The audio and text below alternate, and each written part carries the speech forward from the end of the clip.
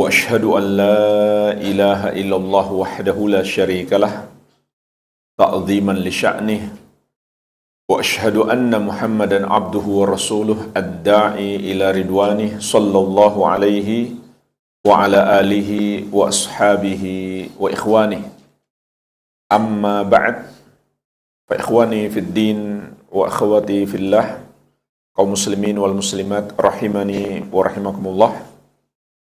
Kita lanjutkan pembahasan kaidah-kaidah tauhid. Di pertemuan yang lalu pada kaidah yang ke-16 telah kita bahas dua pokok ibadah atau dua landasan keimanan, yaitu cinta dan pengagungan kepada Allah Subhanahu wa taala. Imam Ibnul Qayyim rahimahullah dalam kitabnya Madarijus Salikin berkata, "Wa ruhul ibadati huwal ijlal wal mahabbah." Ruhnya ibadah, intisari daripada ibadah adalah pengagungan dan cinta kepada Allah Subhanahu wa taala. Fa idza takhalla ahaduhuma 'anil akhar fasadat. Apabila salah satunya hilang, maka ibadah itu menjadi rusak. Oleh karena jemaah sekalian, dua pondasi ibadah atau dua akar keimanan ini memiliki dua konsekuensi dan dua hal yang dapat menghancurkannya. Inilah insyaallah yang akan kita pelajari. Dua hal yang bertentangan dengan pondasi keimanan, maka itu membatalkan keimanan seseorang. Ini pembahasan kaidah yang ke-17 dan ke-18. Kaidah yang ke-17, wujubu mahabbati syara'i'illah. Wajibnya mencintai ajaran-ajaran syariat Allah Azza wa Jalla. Wa kufru man abghada syai'an minha. Dan kafirnya orang yang membenci satu ajaran syariat Allah Tabaraka wa Ta'ala. Kaidah ini jemaah sekalian adalah konsekuensi cinta kepada Allah Subhanahu wa taala. Maka kita pun harus mencintai apa yang Allah cintai. Di antaranya mencintai syariat Allah Subhanahu wa taala. Ini adalah konsekuensi keimanan. Maka sebaliknya, orang yang membenci satu ajaran syariat, imannya batal. Karena itu menghancurkan akar keimanan, yaitu cinta kepada Allah Subhanahu wa taala dan mencintai apa yang Allah cintai. Dan ini jemaah sekalian sesungguhnya anugerah yang Allah berikan kepada seorang hamba. Apabila di hatinya ada cinta kepada syariat Allah dan benci kepada apa yang bertentangan dengannya.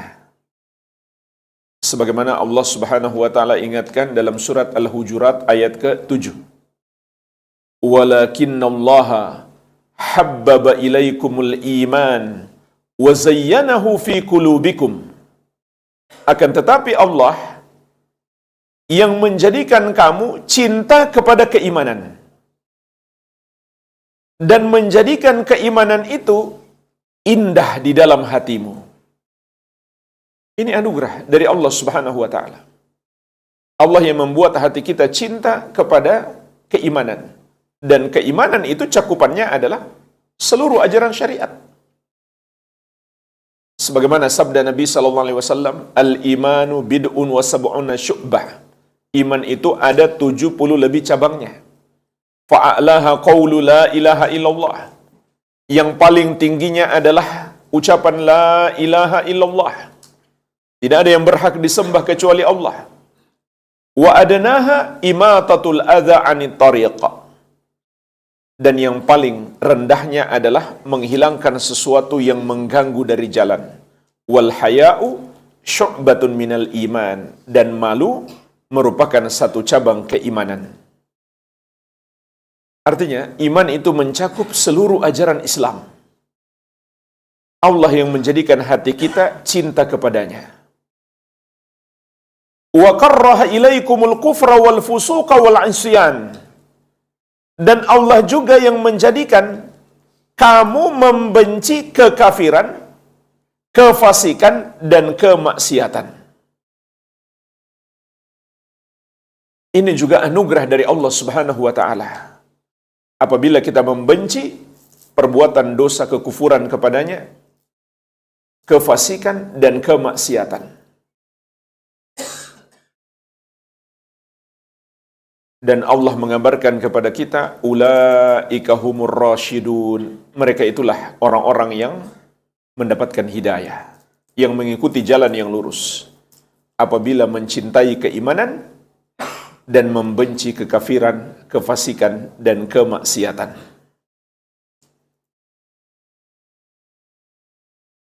Oleh karenanya, Islam mengajarkan kepada kita yang seharusnya dicintai, kita cintai. Yang seharusnya kita benci, maka kita benci. Tidak seperti sebagian orang yang mengira seakan-akan cinta itu semuanya baik. Kekufuran pun mereka cintai. Na'udzubillah. Maka Islam mengajarkan kepada kita keadilan. Yang harusnya dibenci, jangan dicintai. Yang harusnya dicintai, jangan dibenci. Maka membenci satu ajaran syariat, ini termasuk pembatal keimanan. Kenapa? Karena menghancurkan iman sampai ke akarnya. Mencintai Allah dan mencintai syariatnya itu akar keimanan. Sehingga membencinya adalah pembatal keimanan. Allah Subhanahu wa ta'ala mengingatkan di surat Muhammad ayat ke-8 sampai ke-9. Walladzina kafaru fata'sal lahum wa adalla a'malahum. Dan orang-orang kafir itu kecelakaanlah bagi mereka dan Allah menyesatkan amalan-amalan mereka. Dzalika bi annahum karihu ma anzalallah fa ahbata a'malahum. Yang demikian itu karena mereka membenci ajaran yang Allah turunkan, maka Allah menghapuskan amalan-amalan mereka. Jadi percuma mereka sholat, puasa, zakat, haji kalau mereka membenci satu ajaran Islam. Allah Subhanahu wa ta'ala menghapuskan amalan-amalan mereka. Dan dosa yang menghapuskan amalan-amalan seluruhnya adalah dosa kekufuran. Sebagaimana Allah tegaskan juga di surat Al-Maidah ayat ke-5. Wa may yakfur bil imani faqad habita amaluhu wa huwa fil akhirati minal khasirin. Barang siapa yang kafir terhadap keimanan, maka terhapuslah amalannya dan dia di akhirat kelak termasuk orang-orang yang merugi. Juga Allah ingatkan di surat Muhammad ayat ke-28. Dzalika bi annahum muttaba'u ma askhatallah wa karihu ridwanahu fa ahbata a'malahum. Yang demikian itu karena mereka mengikuti apa yang membuat Allah murka dan mereka membenci keridhoannya. Mereka membenci syariat yang apabila diamalkan mendatangkan ridho Allah Subhanahu wa ta'ala. Fa ahbata a'malahum, maka Allah Subhanahu wa ta'ala menghapuskan amalan-amalan mereka.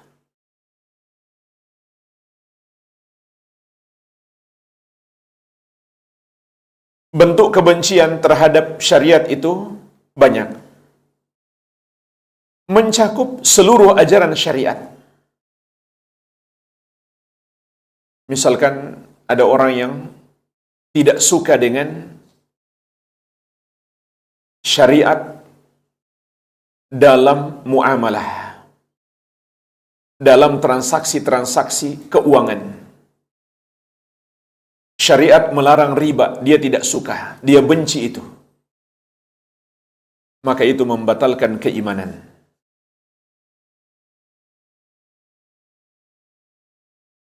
Bahkan jemaah sekalian, meskipun dia masih mengamalkan ajaran syariat, tapi dia benci dalam hati, itu juga membatalkan keimanannya. Seorang wanita yang berjilbab, tapi dia membenci syariat berjilbab, maka itu membatalkan keimanan. Imam Muhammad At-Tamimi rahimahullah dalam Nawaqidul Islam mengatakan, man abghada syai'an mimma ja'a bihi Rasul sallallahu alaihi wasallam walau amila bihi kafara ijma'an. Barang siapa yang membenci satu ajaran Rasulullah sallallahu alaihi wasallam meskipun dia amalkan,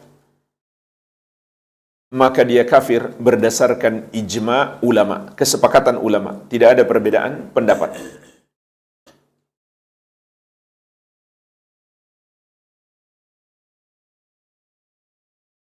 Meskipun hukumnya sunnah, tidak sampai wajib. Apabila seseorang membenci ajaran Islam yang sunnah itu, maka itu juga membatalkan keimanan. Seperti dia membenci ajaran Islam bersiwak, gosok gigi, maka itu membatalkan keimanan. Ajaran Islam apa saja yang datang dari Allah Subhanahu wa taala, yang dibawa oleh Rasulullah sallallahu alaihi wasallam, barang siapa membencinya, maka itu membatalkan keimanan. Hanya saja jemaah sekalian, para ulama menjelaskan kebencian itu ada dua macam. Benci terhadap syariat dan benci karena tabiat.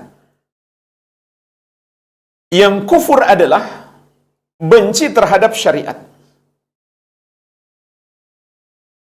Sedangkan benci karena tabiat pada dasarnya itu tidak kufur.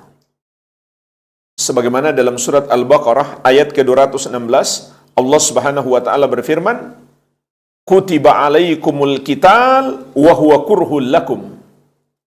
Diwajibkan atas kamu berperang, padahal berperang itu kamu benci.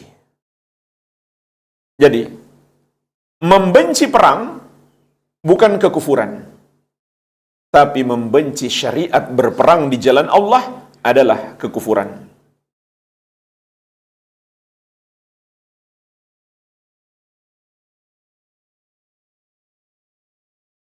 Seorang wanita yang membenci poligami, kita lihat dulu karena apa dia benci. Kalau dia benci karena cemburu, maka dia tidak kafir. Karena itu tabiat. Jangankan istri-istri kita, istri-istri Nabi SAW pun cemburu. Ummul Mukminin Aisyah radhiyallahu anha, wanita yang terbaik, kecemburuannya luar biasa.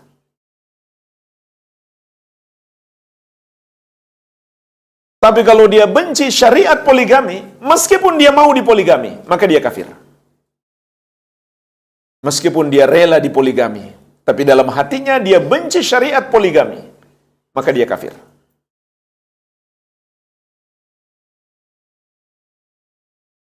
Jadi wanita yang benci poligami karena cemburu tidaklah kafir, bahkan tidak berdosa. Tapi dengan syarat tidak menjerumuskannya dalam dosa. Kalau misalkan karena cemburu dia menyakiti suaminya, maka dia mendapatkan dosa. Tentu itu bukan dosa kufur. Dosa besar, tapi tidak kufur. Atau misalkan dia meminta suaminya menceraikan madunya. Ini juga perbuatan yang haram. Kalau dia minta diceraikan tanpa ada alasan yang syar'i.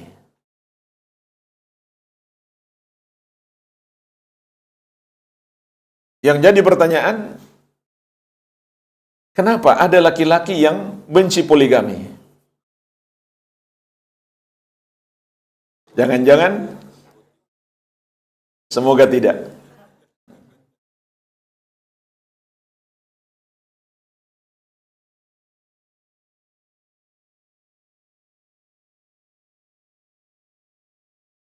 Kita masuk kaidah yang berikutnya. Yang ke-18. Wujubu ta'zimi sya'airillah. Wajibnya mengagungkan syiar-syiar Allah Azza wa Jalla. Wa kufru man istahza'a bi syai'in minha. Dan kafirnya orang yang mengolok-olok satu syiarnya. Syiar Allah, jemaah sekalian, itu mencakup seluruh syariat Allah dan semua hal-hal yang berkaitan dengan Islam. Seperti Ka'bah, masjid. Maka ini semua syiar-syiar Allah yang mesti kita agungkan. Mengagungkannya adalah konsekuensi pengagungan kepada Allah. Sehingga ini termasuk akar keimanan. Sebagaimana di surat Al-Hajj ayat ke-31. Allah Subhanahu wa taala berfirman, "Dzalika wa may yu'azzim sya'airallah fa innaha min taqwal qulub." Demikianlah perintah Allah, dan barang siapa yang mengagungkan syiar-syiar Allah, maka itu berasal dari ketakwaan hati. Kita muliakan, kita agungkan setiap syiar Allah Subhanahu wa taala, setiap yang berkaitan dengan ajaran Islam. Demikian pula sebaliknya. Kita hinakan, kita rendahkan, kita pandang hina, kita jauhi semua syiar-syiar kekufuran. Contoh jamaah sekalian, salib. Tidak sepatutnya di pakaian kita ada simbol salib. Apalagi kalung salib. Termasuk di baju-baju bola, harus kita perhatikan. Jangan sampai kita belikan untuk anak kita, ada gambar salibnya dari bendera negara kufur, klub bola tersebut. Maka ini harus kita benci, harus kita jauhi. Ketika sahabat yang mulia Adi bin Hatim radhiyallahu anhu baru masuk Islam, beliau datang kepada Nabi sallallahu alaihi wasallam masih memakai salib. Masih pakai kalung salib dari emas. Karena beliau belum tahu. Maka Nabi sallallahu alaihi wasallam mengatakan kepadanya, "Ya Adi, yutrah anka hadzal wathan." Wahai Adi, buanglah berhala itu dari dirimu. Maka beliau langsung membuangnya. Jadi, ini konsekuensi keimanan kepada Allah Subhanahu wa taala. Maka kita agungkan syiar-syiar Allah dan kita hinakan syiar-syiar kekufuran. Semua yang mengandung syiar-syiar kekufuran sepatutnya kita jauhi. Termasuk dalam hari raya mereka, hari-hari besar mereka, tidak sepatutnya kita umat Islam ikut-ikutan. Maka sebaliknya, mengolok-olok atau merendahkan, menghina satu syiar Allah atau satu ajaran syariat, itu membatalkan keimanan. Karena itu menghancurkan iman sampai ke akar-akarnya. Sebab pengagungan kepada syiar-syiar Allah itu adalah pokok keimanan, akar keimanan. Maka siapa yang merendahkan, mengolok-olok satu ajaran syariat, imannya batal. Dengan nas yang tegas Dalam surat At-Taubah ayat 65-66, Allah Subhanahu wa taala berfirman, "Wala in sa'altahum la yaqulunna innama kunna nakhudu wa nal'ab." Dan apabila kamu bertanya kepada mereka, wahai Muhammad, mengapa kalian mengolok-olok Rasulullah sallallahu alaihi wasallam dan para sahabat? Maka mereka menjawab, sesungguhnya kami hanya bersenda gurau dan bermain-main. Enggak serius, cuma bercanda. Kul, katakan kepada mereka, abillahi wa ayatihi wa rasulihi kuntum tastahzi'un? Apakah dengan Allah dan dengan ayat-ayatnya dan dengan Rasulnya kamu mengolok-olok, kamu jadikan bahan candaan, bahan lawakan, bahan tertawaan? La ta'tadiru, tidak usah kamu mencari-cari alasan. Artinya, meskipun kamu hanya main-main, tidak serius. Kalau serius tentu lebih parah. Qad kafartum ba'da imanikum, sungguh kamu sudah kafir setelah sebelumnya kamu beriman.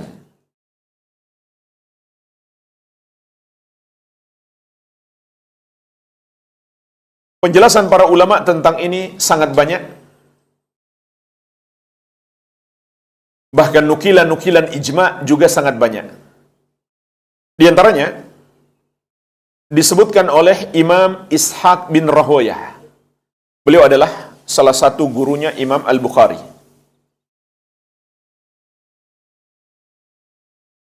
Sebagaimana dinukil oleh Syekhul Islam di dalam As-Saribul Maslul.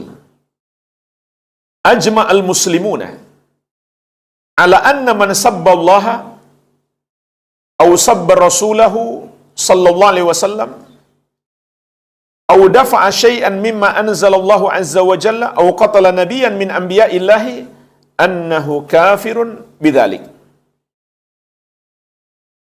Kaum muslimin sepakat bahwasannya orang yang mencaci Allah atau mencaci Rasulullah sallallahu alaihi wasallam atau menolak satu ajaran syariat Allah atau membunuh seorang nabi, maka dia menjadi kafir dengan sebab itu. Wa in kana mukirran bikulli ma anzalallah, meskipun dia mengakui semua ajaran syariat. Dia akui itu ajaran syariat, tapi dia rendahkan, dia caci, dia hina, maka sepakat ulama dia menjadi kafir. Imam Muhammad bin Sahnun juga dinukil oleh Syekhul Islam di dalam As-Saribul Maslul menyebutkan ajma'al ulama ala anna syatiman nabiyyi sallallahu alaihi wasallam al-mutanaqqis lahu kafirun. Ulama sepakat bahwasannya orang yang mencaci Nabi sallallahu alaihi wasallam serta merendahkan beliau menjadi kafir. Wal wa'idu jarin alaihi bi'adzabillahi lahu, dan dia terancam dengan azab Allah Subhanahu wa taala. Wa hukmuhu indal ummah al-qatlu, dan hukumannya yang harus diterapkan oleh pemerintah adalah hukuman mati.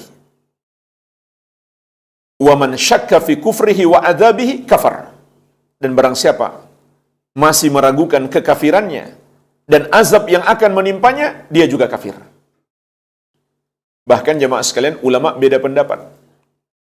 Kalau dia bertobat, apakah dia masih dihukum mati atau tidak? Jadi beliau menukil ijma' ulama, orang yang menghina Rasulullah sallallahu alaihi wasallam maka dia kafir dan wajib dihukum mati. Lalu terjadi perbedaan pendapat ulama. Seandainya dia bertobat, apakah dia tetap dihukum dengan hukuman mati atau tidak dihukum lagi? Menunjukkan bahwa ini adalah dosa yang sangat berbahaya. Sebagian ulama mengatakan tetap harus dihukum mati. Alasannya apa? Kita nggak tahu Nabi SAW memaafkan dia atau tidak. Betul, Nabi SAW orangnya sangat pemaaf. Tapi di masa beliau hidup, ada 1-2 orang yang tidak dimaafkan oleh Nabi SAW. Kebanyakan beliau maafkan. Tapi ada 1-2 orang yang sudah sangat berat pelanggarannya, yang menghina beliau, yang tidak beliau maafkan. sehingga mereka diberikan hukuman mati.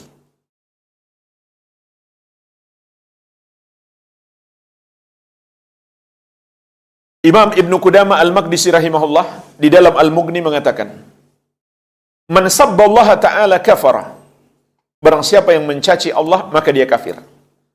Sawa'un mazihan au jaddan, sama saja. Dia cuma bercanda atau serius. Wa kadzalika man istahza'a billahi ta'ala. Begitu pula orang yang mengolok-olok Allah Subhanahu wa taala, au bi ayatihi atau ayat-ayatnya, au bi rusulihi atau para rasulnya, au kutubihi atau kitab-kitabnya, maka dia menjadi kafir. Imam An-Nawawi rahimahullah dalam Raudatul Talibin menyebutkan pendapat-pendapat dalam mazhab Hanafi yang disepakati mazhab Syafi'i terkait kekufuran dalam bab ini. Beliau berikan contoh, minha di antaranya, idza sakhira bismin min asma'illahi ta'ala au bi amrihi au bi wa'dihi au wa'idihi kafar. Apabila seseorang menghina atau mengolok-olok satu nama Allah, atau satu perintah Allah, atau satu ayat atau satu hadis tentang janji Allah atau tentang ancamannya, maka dia kafir. Contoh lain kata beliau, waqal, orang yang mengatakan qas'atu saridin khairun minal ilmi kafar. Sepiring roti lebih baik daripada ilmu agama, maka dia kafir. Beliau juga memberikan contoh lain, orang yang minum khamar kemudian dia baca bismillah, maka dia kafir. Berarti dia mengolok-olok.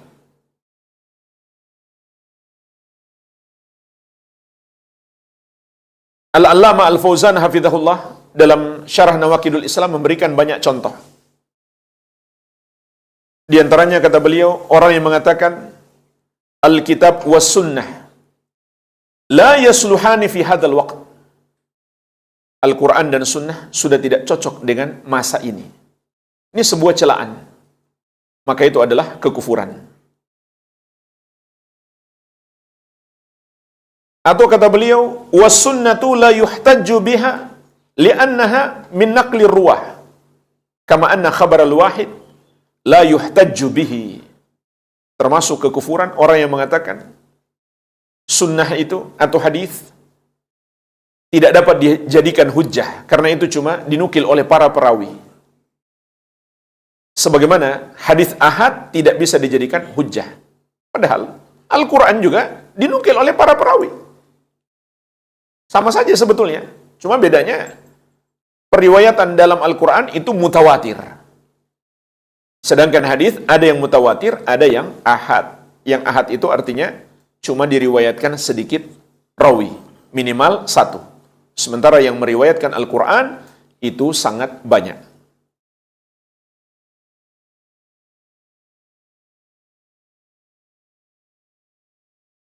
Termasuk kata beliau, orang-orang yang merendahkan para ulama, mengolok-olok para ulama, karena ilmu agama yang mereka ajarkan.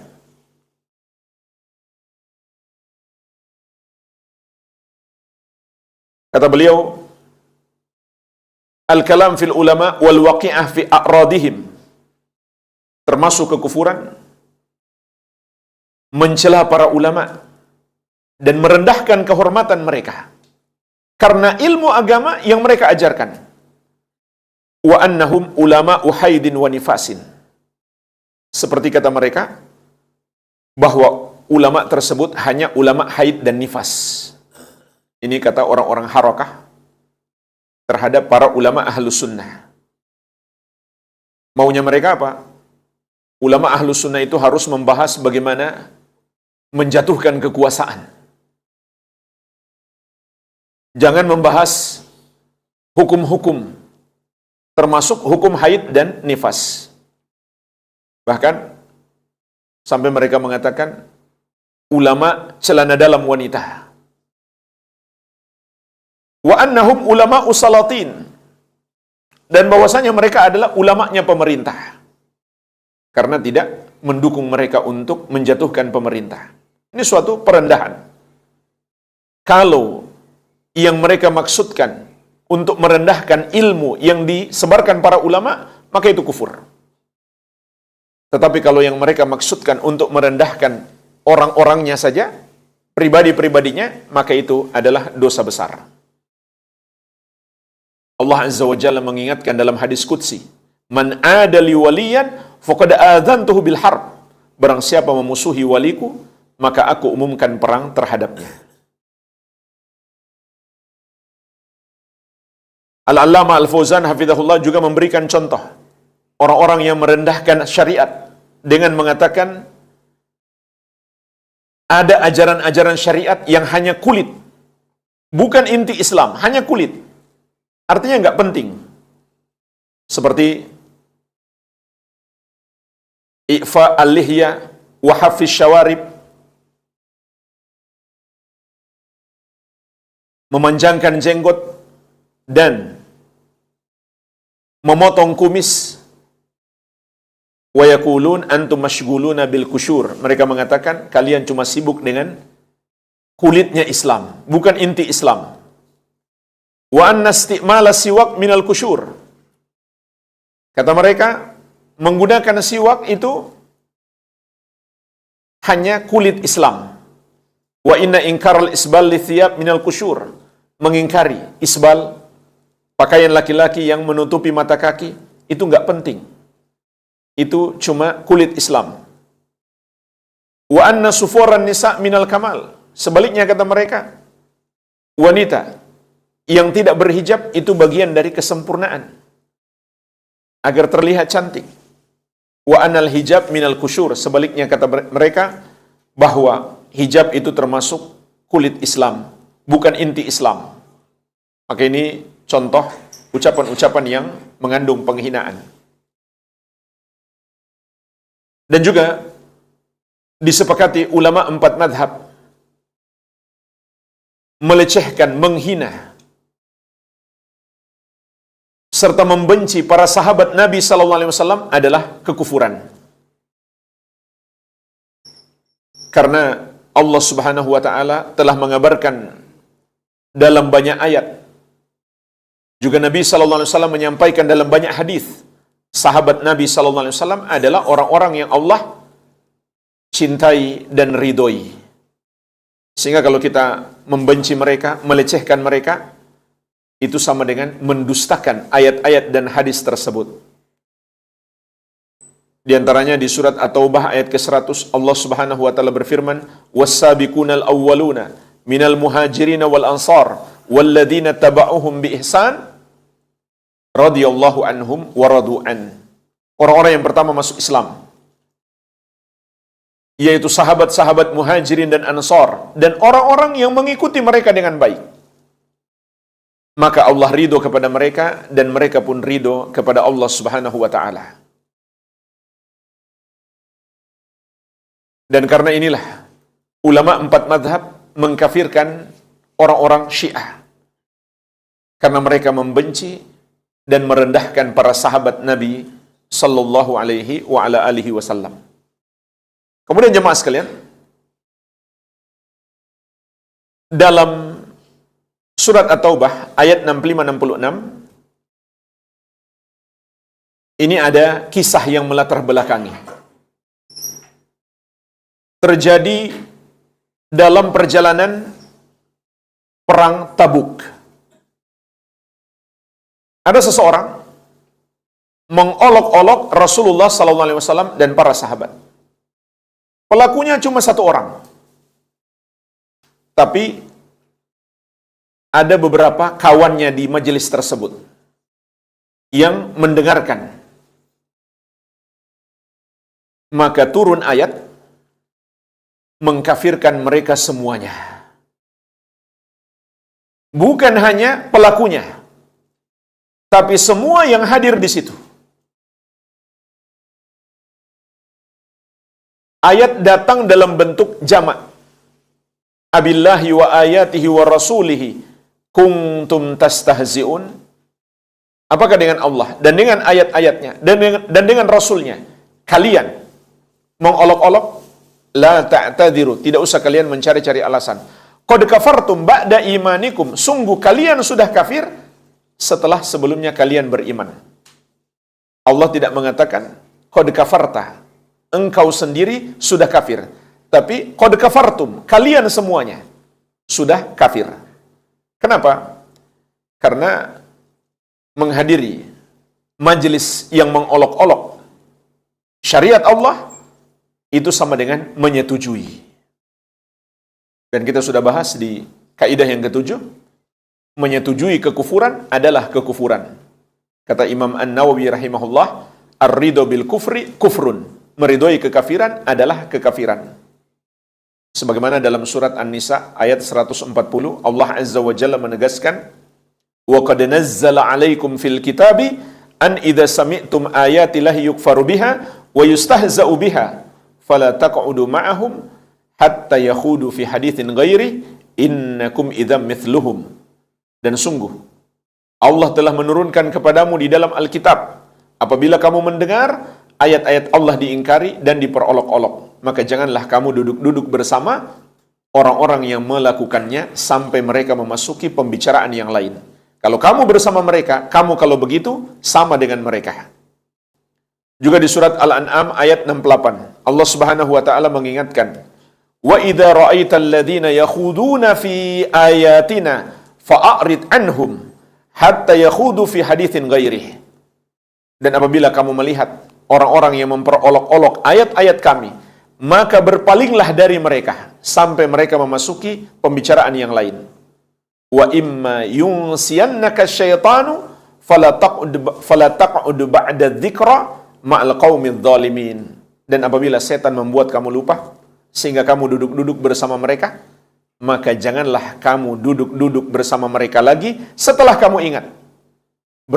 Setelah kamu ingat, jangan lagi kamu duduk-duduk bersama orang-orang yang zalim tersebut. Jadi Allah Subhanahu wa taala melarang kita bergabung bersama orang-orang yang melakukan dosa, kesyirikan dan kekufuran tersebut. Ulama juga menjelaskan bentuk mengolok-olok syariat itu ada dua macam. Yang tegas, yang sharih, maupun dengan bahasa-bahasa isyarat. Maka itu sama saja. Atau mungkin dengan sebuah kartun, karikatur yang mengandung hinaan kepada Nabi Muhammad SAW. Maka itu tidak ada bedanya. Sebagaimana Allah ingatkan juga perbuatan orang-orang kafir dahulu, mengolok-olok dengan isyarat mata.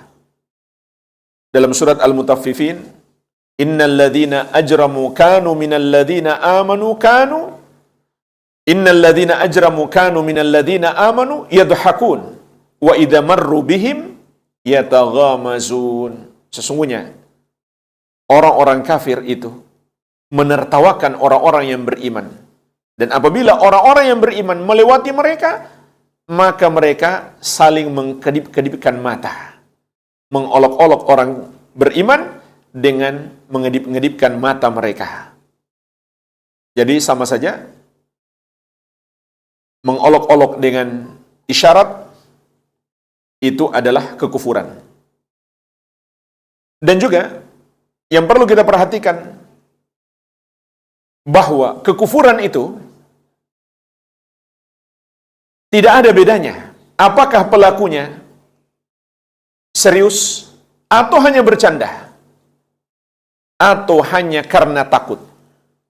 Sebagaimana kata Imam Muhammad At-Tamimi rahimahullah dalam Nawaqidul Islam, wala farqa baina hadhihi nawaqid bainal jad wal hazil wal khaif illal mukrah. Tidak ada bedanya dalam pembatal-pembatal keislaman ini. Apakah pelakunya itu serius atau hanya bercanda atau karena takut. maka dia kafir. Kecuali orang yang dipaksa. Itu pun dengan syarat. Hatinya tidak menyetujui, maka dia tidak kafir. Kalau karena dia dipaksa. Dan dipaksa di sini maksudnya dengan ancaman berat. Dibunuh misalkan, atau dibunuh keluarganya, atau dihilangkan anggota tubuhnya. Kalau cuma diancam, dipecat dari pekerjaan, itu tidak berlaku. Karena itu cuma ancaman ringan. Sebagaimana firman Allah Subhanahu wa taala, "Illa man ukriha wa qalbuhu mutmainnum bil iman." Kecuali orang yang dipaksa untuk melakukan kekafiran, maka dia tidak kafir selama hatinya masih tetap beriman. Hatinya tidak menyetujui paksaan itu, karena hati nggak mungkin dipaksa. Orang tidak mengetahui apa isi hati kita. Dan ayat ini sebab diturunkannya karena sahabat yang mulia Ammar bin Yasir radhiyallahu anhuma dipaksa untuk mencaci Rasulullah sallallahu alaihi wasallam setelah kedua orang tuanya dibunuh dengan cara yang sangat kejam. Giliran beliau, maka beliau pun karena terpaksa mencaci Nabi sallallahu alaihi wasallam. Kemudian beliau dilepaskan. Lalu beliau menghadap Nabi sallallahu alaihi wasallam dalam keadaan takut, mengira dia sudah kafir. Maka turunlah ayat ini, illa man ukriha wa qalbuhu mutmainnum bil iman. Kecuali orang yang dipaksa untuk melakukan kekafiran, maka dia tidak kafir selama hatinya tetap beriman. Jadi, orang yang dengan sengaja melakukan kekafiran, dalam keadaan dia tahu itu kufur, maka tidak boleh dia melakukannya meskipun hanya bercanda. Atau hanya karena acting dalam sebuah sinetron atau drama atau film tentang dakwah. Kemudian dia kebagian peran sebagai Abu Jahal. Lalu dia menghina Nabi Muhammad SAW, maka dia kafir. Kenapa? Karena itu bukan udzur. Dia nggak dipaksa kan? Sebagaimana juga ada sebuah video saudara kita dibuat di Masjid Nabawi. Beliau mengatakan, saya mau berdoa kepada Rasulullah SAW. Lalu datang Ustadz menegur bahwa berdoa kepada Rasulullah SAW itu adalah syirik. Kalau mau ziarah, ziarah saja, itu sunnah. Tapi jangan berdoa kepada Nabi SAW. Namun, perbuatan ikhwan ini yang memerankan sebagai orang yang mau berbuat syirik, itu adalah kufur. Itu bukan uzur. Meskipun dia belum melakukan, tapi dia sudah mengatakan yang menunjukkan dia setuju dengan perbuatan itu. Saya mau berdoa kepada Rasulullah SAW. Meskipun itu cuma acting. Tapi itu adalah kekufuran. Karena dia bukan dipaksa, maka itu adalah kufur. Dia telah jatuh dalam kekufuran. Dan ini berlaku untuk semua kekufuran. Tidak ada perbedaan antara orang yang sungguh-sungguh atau bercanda atau karena takut. Sebab jemaah sekalian, orang yang takut belum tentu dipaksa. Beda antara takut dan dipaksa. Dia sekedar takut, bukan dipaksa, maka itu bukan uzur. Beda halnya kalau dia dipaksa.